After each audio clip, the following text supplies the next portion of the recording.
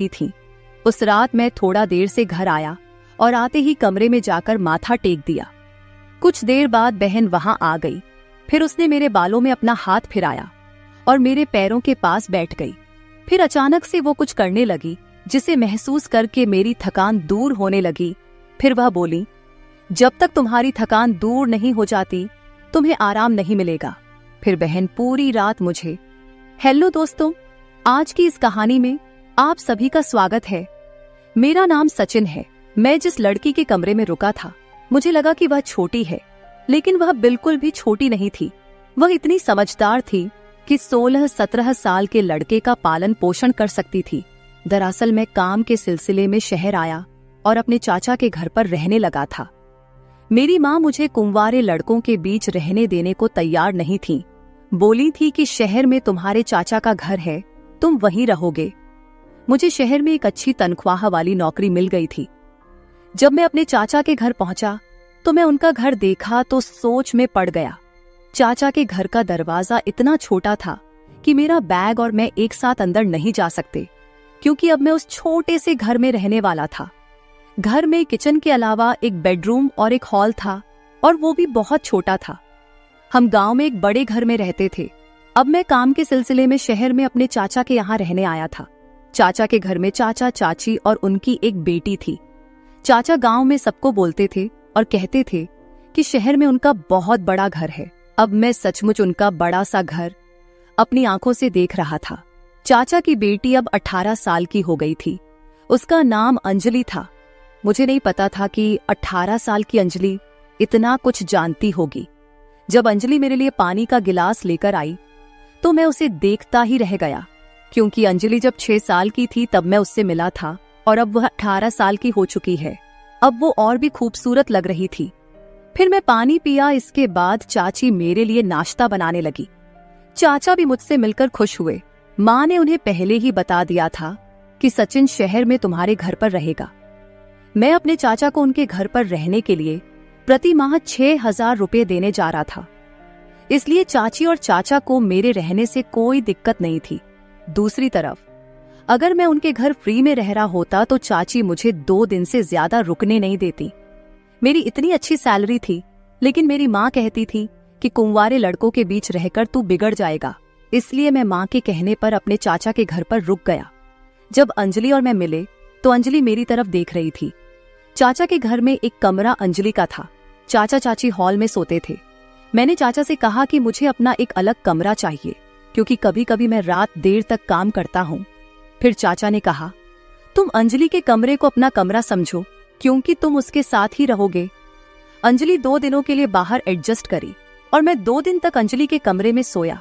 अगले दिन अंजलि अपने कमरे में वापस आ गई। उसने कहा, मुझे बाहर हॉल में नींद नहीं आती।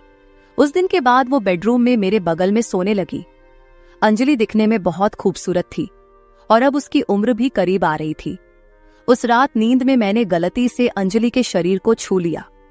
जैसे ही मुझे इसका एहसास हुआ मैंने तुरंत अपना हाथ हटा लिया, लेकिन कुछ ही मिनटों में मुझे अंजलि का हाथ अपनी छाती पर महसूस हुआ। मुझे लगा कि उसने गलती से मेरी छाती को छू लिया है, लेकिन शायद मैं गलत था, क्योंकि दूसरे दिन भी मैंने अंजलि को अपने बहुत करीब आते देखा। मुझे अपने चाचा के घर आए 15 दिन हो गए थे।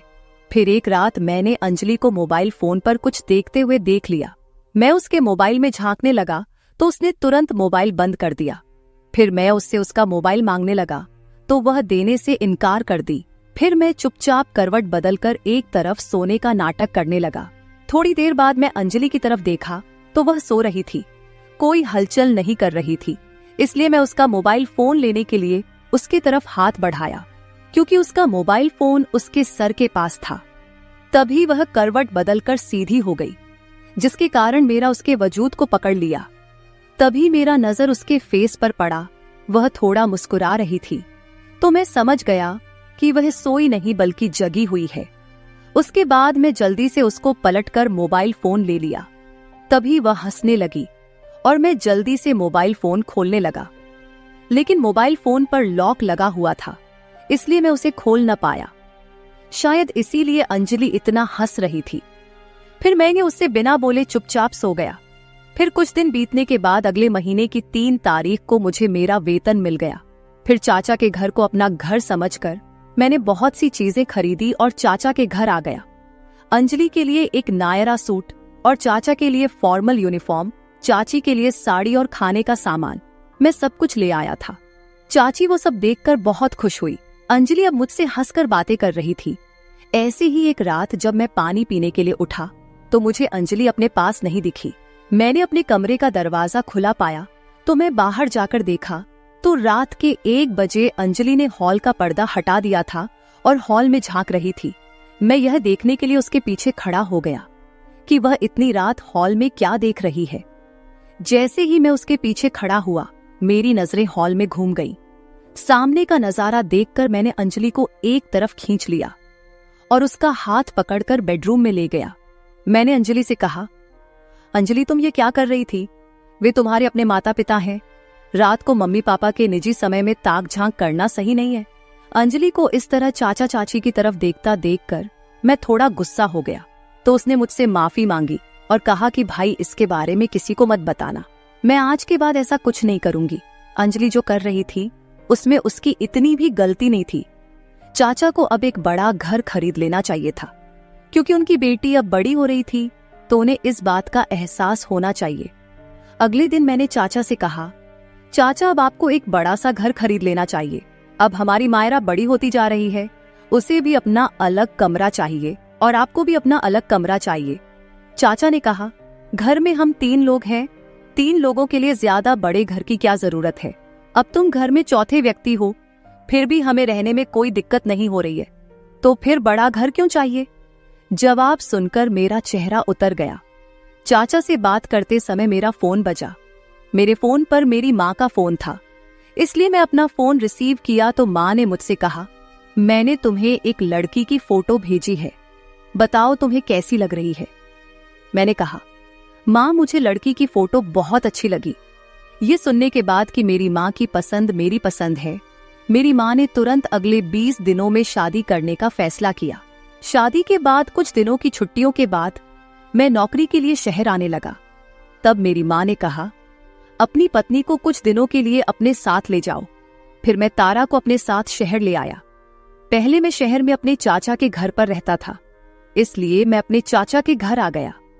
जब मैं अपनी पत्नी के साथ चाचा के घर आया तो अंजलि का कमरा पूरा मेरा हो गया था। वह रात में अपने माता पिता के साथ हॉल में सोती थी। तारा को शहर लाए हुए अभी 3 दिन हो गए थे। इन 3 दिनों के बाद अचानक रात को जब मैं अपनी पत्नी की बाहों में सो रहा था, तभी मैंने अंजलि को हमारे बगल वाले कमरे से झांकते हुए देखा। उसे देखकर मैं तुरंत तारा को छोड़कर बिस्तर से उठकर बैठ गया। मुझे उठता देख अंजलि तुरंत दरवाजे से हट गई। फिर मैं सोचने लगा कि अगर तारा को यह शहर का माहौल पसंद आया तो मैं तुरंत अगले महीने हमारे लिए वहां एक अलग कमरा तलाश कर लूंगा। लेकिन 5वें ही दिन तारा ने उस शहर को ना कहना शुरू कर दिया। उसने कहा, मैं यहां ज्यादा देर तक नहीं रह सकूंगी, मुझे गांव में रहने की आदत है। मुझे न तो यहां का पानी पसंद है और न ही यहां की हवा। फिर अचानक तारा की तबीयत खराब हो गई। इतने समय तक रहने के बाद मुझे उस पानी से कोई परेशानी नहीं हुई थी, लेकिन तारा को दर्द होने लगा, इसलिए वह गांव जाने की जिद करने लगी। उसकी तबीयत बिगड़ती जा रही थी, इसलिए मैंने उसे गांव भेज दिया। उसके बाद मैं अपने चाचा के घर पर अकेला रहने लगा। मैं तारा से उतना खुश नहीं था जितना मुझे होना चाहिए था, क्योंकि मैंने उसकी जो तस्वीर देखी थी वो बहुत चमकदार थी और वो शादी में चमक भी रही थी।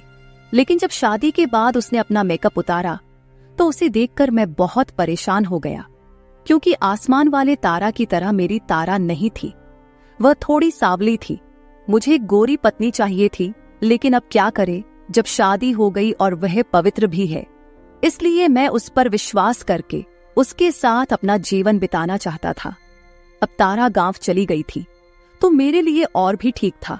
हालांकि अब मेरी शादी हो चुकी थी, फिर भी मैं शहर में ही काम करने वाला था। इसलिए मैंने सोचा कि चाचा के घर रहना ही ठीक है, क्योंकि एक अकेले अपने लिए इतना पैसा खर्च करना मुझे ठीक नहीं लगा। तारा के घर जाने के बाद मैंने 3 दिन की छुट्टी ले ली, क्योंकि मैं बहुत थक गया था और आराम करना चाहता था। जिस दिन मेरी छुट्टी थी, चाचा रोज की तरह सुबह अपने काम पर चले गए। चाची एक गृह उद्योग कंपनी में काम करने जाती थी, वो भी काम पर चली गई थी। उस वक्त अंजलि और मैं दोनों ही घर पर थे। नाश्ते के बाद मैं अपना लैपटॉप लेने बेडरूम में जाने लगा। कमरे के दरवाजे पर हैंडल तक नहीं था, इसलिए बेडरूम का दरवाजा हमेशा थोड़ा खुला ही रहता था। और आज मैंने अंजलि को खुले दरवाजे की दरार से अपने कपड़े बदलते हुए देखा। अंजलि का गोरा प्यारा रूप देखकर मेरी आंखों में चमक आ गई। फिर सोचा, कहाँ मेरी सावली पत्नी और कहाँ अंजलि। दोनों का आपस में दूर दूर तक कोई मेल नहीं। अंजलि काफी देर से मेरे आसपास थी, लेकिन मैंने कभी उसे इस तरह से नहीं देखा था। उसका गोरा रंग देखकर बोला, हाय रे मेरी किस्मत। अभी मुझे अंजलि को इस तरह से देखना अच्छा लगने लगा था, इसलिए मैं उसे देखता ही रहा, जिसे देखकर मेरे अंदर सनसनी मच गई। अब मैं अंजलि को एक ही दरवाजे पर ज्यादा देर तक खड़ा होकर नहीं देख सकता था, क्योंकि मुझे ये ठीक नहीं लग रहा था। जब अंजलि तैयार होकर कमरे से बाहर आई तो मैं उसे देखता ही रह गया। वह बेहद खूबसूरत लग रही थी। चाचा चाची मध्यम वर्ग के थे, लेकिन अंजलि एक हाई क्लास लड़की की तरह रह रही थी। वह देखने में खूबसूरत थी, इसलिए कोई भी कपड़ा उस पर अच्छा लगने लगता था। उस रात अंजलि मेरे कमरे में सोने के लिए आई। उसने कहा, भाभी गांव चली गई है, अब मैं फिर से अपने रूम में आराम से सो सकूंगी। वह भी अब हॉल में सोना नहीं चाहती थी, इसलिए मैंने उसे पहले की तरह अपने पास सोने दिया। रात को कमरे में अंधेरा था। कुछ देर बाद मैंने किसी के चलने की आवाज सुनी। मैंने कमरे की लाइट जलाई तो देखा कि अंजलि अपने कपड़ों के पास खड़ी है। मैं उसके पास गया और बिना कुछ कहे अपना शर्ट उतार कर रख दिया और लाइट बंद करके सो गया। मुझे लगा अंजलि भी अपने कपड़े बदलने के लिए खड़ी थी, इसीलिए लाइट बंद कर दिया था। थोड़ी देर बाद मैं दूसरा लाइट चालू किया तो अंजलि छोटे छोटे कपड़े में थी। मैं उसे ऐसे देखकर शर्मा गया और फिर लाइट बंद करके सो गया। अगले दिन भी मेरी छुट्टी थी, क्योंकि मेरी छुट्टियां पूरे 3 दिन की थीं। तो मेरे दोस्त ने मुझसे कहा कि आज हमें कहीं बाहर घूमने चलना चाहिए, इसलिए मैं अपने दोस्त के साथ दोपहर को घूमने गया। तभी मैंने अंजलि को एक महंगे कैफे में बैठे हुए देखा। उसकी सहेलियां बहुत हाई फाई लग रही थी। वो घर से अलग अलग कपड़े पहनकर निकली थी और अब मैं अंजलि को एक अलग से कपड़ों में देख रहा था। फिर मैं उठा और जाकर अंजलि से मिला। मैंने उससे कहा, यह सब क्या है? वो मुझे अपनी सहेली से अलग ले गई और बोली, सचिन, मैं आज रात तुम्हारे सारे सवालों का जवाब दूंगी। अब तुम यहाँ से चले जाओ प्लीज, और हाँ, अपना मुंह बंद रखना जब तक मैं कि तुम्हारे सवालों का जवाब नहीं दे देती। फिर मैं रात को जब चाचा चाची सोने चले गए तब मैंने अंजलि से पूछना शुरू कर दिया कि अंजलि, मैंने दोपहर को जो देखा उसका क्या मतलब था? फिर वो बोली, ये सब हाई क्लास लाइफ थी, क्योंकि मैं इस तरह नहीं रह सकती। अंजलि 18 साल की लड़की थी, लेकिन मुझे उसके व्यवहार और वाणी में बड़ा अंतर नजर आया। मुझसे बात करते करते वो मेरे पास आ गई। जब से मेरी शादी हुई है तब से मुझे अनुभव हो रहा था कि एक औरत से मुझे कितना सुख मिलता है, और अब अंजलि जैसी खूबसूरत लड़की को अपने पास देखकर मैं अपने होश खोने लगा था। लेकिन जैसे ही मुझे होश आया और मैंने अंजलि को अपने से दूर किया तो मुझे बिल्कुल भी नहीं लगा कि अंजलि मेरे चाचा की बेटी है, क्योंकि उसके व्यवहार से मुझे ऐसा महसूस नहीं हुआ। उस रात मैं उसे अपने से दूर करके सोने चला गया और सुबह उठने से पहले ही कमरे से निकल गया। मैं हॉल में बैठकर नाश्ता कर रहा था। जब अंजलि कमरे से बाहर आई तो मैं उसे लंगड़ा कर चलते हुए देखा। मुझे समझ नहीं आ रहा था कि वो इस तरह पैर से लंगड़ा कर क्यों चल रही है। मुझे लगा कि शायद उसके पैर में कुछ लग गया है। जब चाची की नजर उस पर पड़ी तो चाची ने उससे पूछा, अंजलि, तुम इतना लंगड़ा कर क्यों चल रही हो? क्या तुम्हारे पैर में कुछ दिक्कत है? इस पर उसने कहा, सचिन मुझसे बेहतर जानता है कि मेरे पैरों में क्या दिक्कत है। अंजलि ने सीधे मेरी ओर इशारा कर दिया। मुझे इसका कारण नहीं मालूम था और यह भी नहीं जानता था कि उसने मुझे ऐसा क्यों बोला, लेकिन फिर भी मैंने चाची को बताया कि सोते समय अंजलि का पैर बिस्तर के कोने को बिछल गया था। अंजलि सुबह से शाम तक मुझे बड़ी ही ललचाई नजरों से देख रही थी। फिर मैं सोचा कि जैसे ही चाची काम पर जाएंगी मैं उससे ऐसे झूठ बोलने का कारण पूछूंगा। उस वक्त अंजलि ने मुझसे कहा, आज तो मैं सिर्फ अपनी माँ के सामने लंगड़ाकर चल रही थी, कल पापा के सामने भी इसी तरह लंगड़ाकर चलूंगी। और भी बहुत कुछ कर सकती हूँ मैं, यदि तुम मुझे वह नहीं दोगे जो मैं चाहती हूँ। फिर मैं अंजलि से बोला, जब तुम्हें बिना वजह किसी चीज की जरूरत नहीं है तो मैं तुम्हें कैसे कुछ दे सकता हूँ। तभी अंजलि मेरे पास आई। फिर उसने कहा, ठीक है, तुम जो चाहो मुझसे ले सकते हो। और वह मेरे सामने अपनी बाहें फैलाकर खड़ी हो गई। मुझे समझ नहीं आया कि वो क्या कह रही है। तभी उसने मेरा हाथ पकड़कर अपनी कमर पर रख लिया और बोली, तुम जो चाहो मेरे साथ कर सकते हो, लेकिन इसके लिए तुम्हें मुझे कुछ भुगतान करना होगा। तब मुझे याद आया, कल रात को भी शायद अंजलि मेरी पैंट से कुछ पैसे ही निकाल रही थी, लेकिन फिर भी मैंने उससे कुछ नहीं कहा। लेकिन अब तो वो चरम सीमा पर पहुंच गई थी। वह पैसों के लिए इतनी कम उम्र में अवांछित काम करने को तैयार थी। उसने जबरदस्ती मेरा हाथ अपनी कमर पर रख लिया। मैंने उससे बोला कि यह सब गलत है, लेकिन वह एक न सुनी और फिर उसने मुझे कसकर पकड़ लिया। फिर जैसे तैसे करके मैं अंजलि से दूर हुआ। उसने मुझे वापस अपने पास खींच लिया। फिर वह बोली, अब हमारे बीच कोई नहीं है, तुम मुझसे जो चाहो ले सकते हो। अंजलि बात कर ही रही थी कि तभी दरवाजे पर चाची आ गई। चाची ने जब हमें देखा तो उस समय अंजलि मुझसे ज्यादा दूर नहीं थी। चाची ने अंजलि से कहा, अंजलि, तुम ये सब क्या करने जा रही हो? अंजलि ने बिना डरे चाची से कहा, मैं क्या गलत कर रही हूँ? मैं भी एक अच्छी हाई क्लास जिंदगी जीना चाहती हूँ, तो मैं वही कर रही हूँ जो आप करते हैं। क्या आप अपने मैनेजर के साथ ऐसा कुछ नहीं करते हैं और उससे पैसे नहीं ले लेते हैं? मैंने यह सब देख लिया है। अब मेरे पास अपने घर में अधिक पैसा कमाने का रास्ता मिला है, तो मैं उसके साथ ये सब करने के लिए तैयार हूँ। फिर चाची अंजलि पर चिल्लाई। उन्होंने अंजलि से कहा कि तुम बहुत बेवकूफ हो, तुम्हें बड़ों से बात करने की बिल्कुल भी समझ नहीं है। चाची अंजलि का मुंह बंद करने के लिए उसके पास दौड़ी, लेकिन तभी मैंने चाची को रोक दिया। फिर मैं चाची से कहा, क्या अंजलि जो कुछ कह रही है वो सब सच है? तब चाची